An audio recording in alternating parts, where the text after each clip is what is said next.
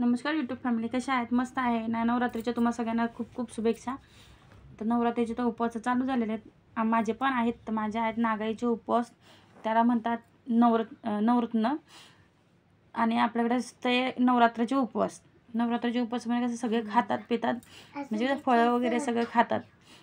फळं, दूध, साबुदाण्याची खिचडी, वरीचे भात, भगर बिगर हे सगळं खाता. अजून काय त्या काय म्हणतात स्वीट पोटॅटो असतो, तो सुद्धा खाता. बटाट्याची भाजी करून खाता. पण ह्या नवरत्नाच्या उपवासामध्ये काहीच खात नाही 2 दिवस. तर पूर्ण 2 दिवस म्हणजे 48 ते 72 तास काही खात नाही, पीत नाही, थुकी गिळत नाही.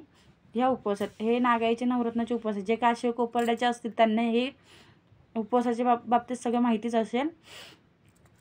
तर सांगण्याचा उद्देश हेच आहे की मी व्हिडिओ टाकलेले आहेत माझ्या घटाचे वगैरे. तर मी ह्या मंगळकरच बसवला. कोरडा आमचा घट असतो, जो 9 दिवस पूर्ण कोरडाच असतो. तर हे मला दाखवायला भेटणार नाही काय, कारण की आम्ही राहतो साताऱ्यात आणि आमचे घट वगैरे असतात ते गावाला.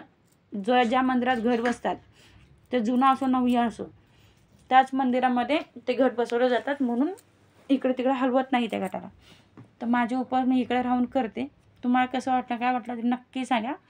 आणि अजून काही माहिती तुमच्याकडे असेल, जर तुम्ही काशी कोपर्ड्याचे असाल, ज्यांना ग्रामदेवत नागाई देवी आहे, ती काळूबाईचंच दुसरं रूप आहे, तर त्यांनी मला सांगा की काय काय असतं करून. जरा व्हिडिओ कसा वाटला तर नक्की सांगा आणि शेवटपर्यंत पूर्ण व्हिडिओ नक्की पहा. आणि ओम गाळेश्वरी नाही तर काळूबाईच्या नावाचं अंगभला ही कमेंटमध्ये लिहा. थँक्यू.